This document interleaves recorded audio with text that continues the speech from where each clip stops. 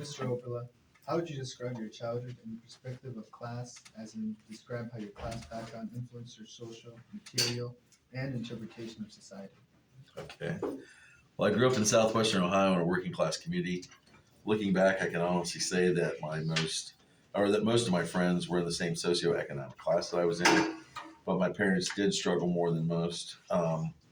Everyone that I knew worked hard and we did what we were told.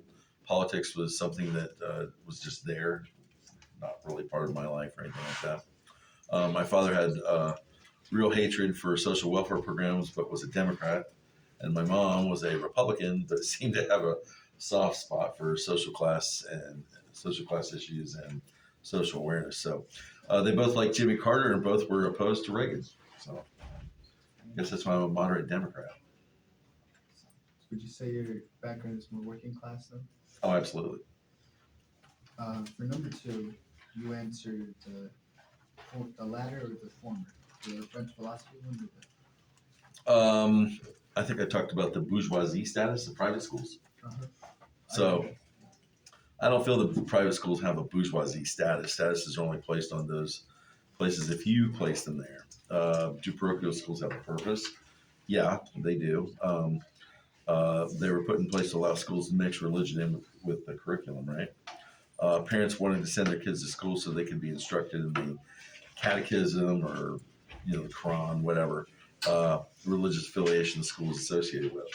Um, Although religious education remains at the heart of those same schools, the real reason that people send their children to religious schools today is that they don't want their kids to associate with other groups of kids, whether they're poor, African American, Hispanic, Asian, whatever.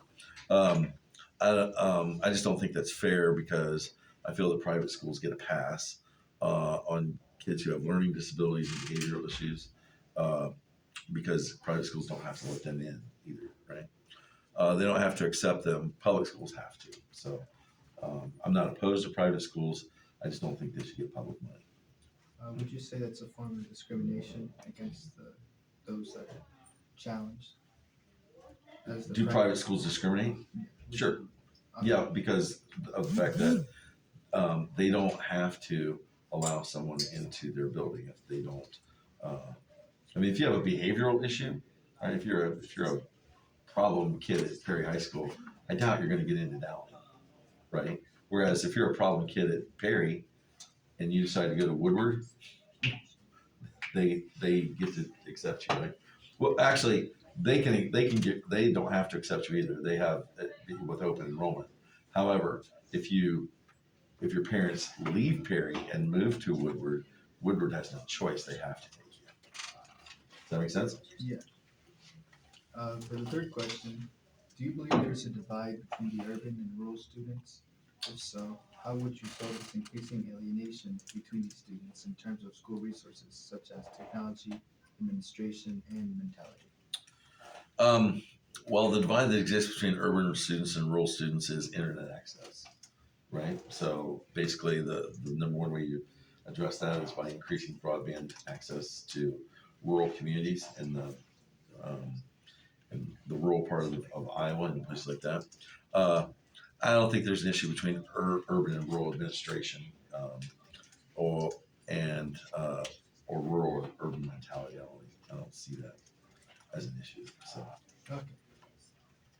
Number four, there are certain political critiques against public spending on the public school system, as we can infer on previous questions, as well as the use value morally, ethically, and in terms of patriotic duty to American ideals, which some conservatives would use.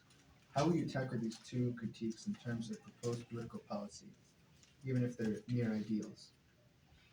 Okay. Well, I'm not exactly sure where you're going with your question, but I'll say this, right? It's my moral duty and my ethical duty to instill in my students an ability to think critically, right?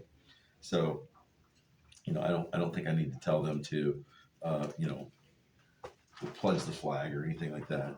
Um, I think I need to get them to question things. If they read something in the newspaper or whatever, they should be able to question that, right? So that's my interpretation. That's my moral and ethical duty to students. I don't think I need to tell them whether I belong to the Church of the Brethren, right? I think you should too. Well, I can't do that, right? So that's not my duty, right? My duty is to basically instill in you the ability to think critically and to, uh, navigate the curriculum and things like that. Um, uh, the patriotic part. If I can get you to think critically, I think you'll be a fine patriot, right?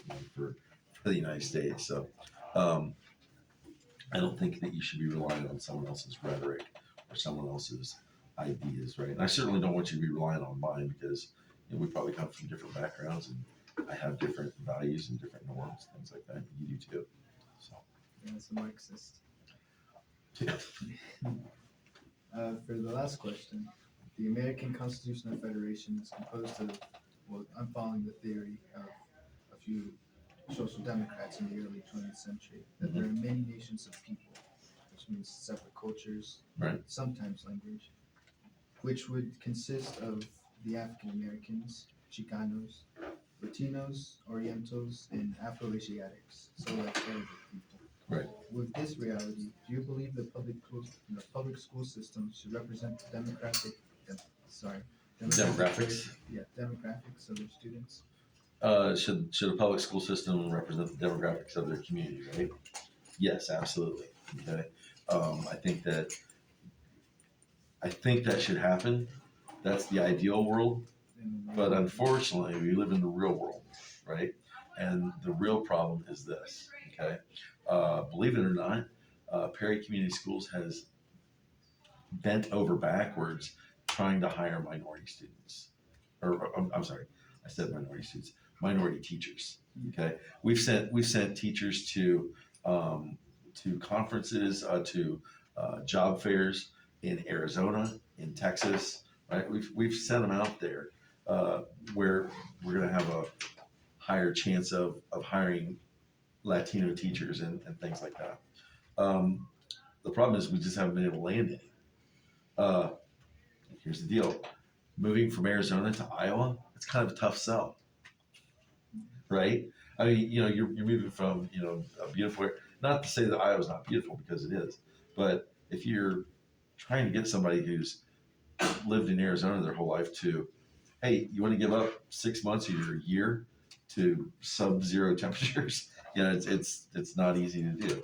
Um, if you lived in a metropolitan area all your life, do you want to move to Perry, Iowa? It's hard, right?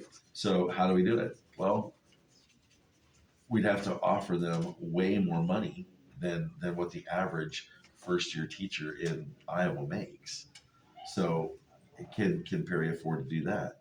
The answer is no, right? So I think, if I'm not mistaken, I think uh, um, Daisy Diaz is a teacher at the elementary school, and she is a former student of Perry.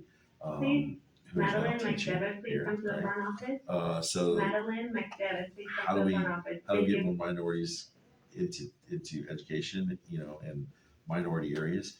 I think it's up to those schools to basically convince their students to pursue educational careers, and then, right, once they do that, bring them back to that school. It's tough. It's hard to do, right? So I mean that's my approach, but you know I guess if we offered teach, let me give you an example of how hard it is, right?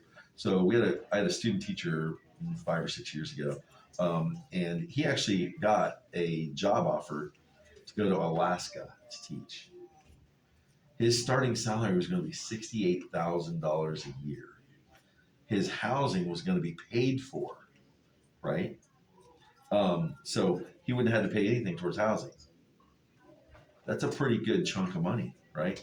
And he was going to get to do all kinds of other cool things, like the Inuit tribe was going to get him a hunting license so he could hunt caribou and whale and stuff like that. I would have jumped at that opportunity in a heartbeat when I was 25 years old, right? He turned it down. So here's the thing: money isn't always the answer, right? When it comes to fulfilling those positions. So, you know, that's we're trying, right? We're trying, and we do have uh, an uphill climb in that area.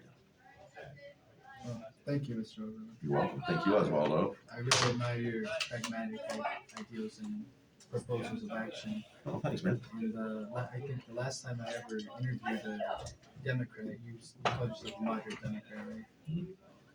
The last Democrat I interviewed was someone who was running in the campaign to help Bernie Sanders' campaign. I think this was a few years ago. Mhm. I'll be honest, I didn't have a good impression of him, and that's when I felt disillusioned with the Democrats. Really? Yes, and most of the left wingers, anyway. But I think it's been a good interview. Good. Thanks. Thank you, Mr. Over. Yeah, take it easy, mate. I think that was a good interview. Did it get it?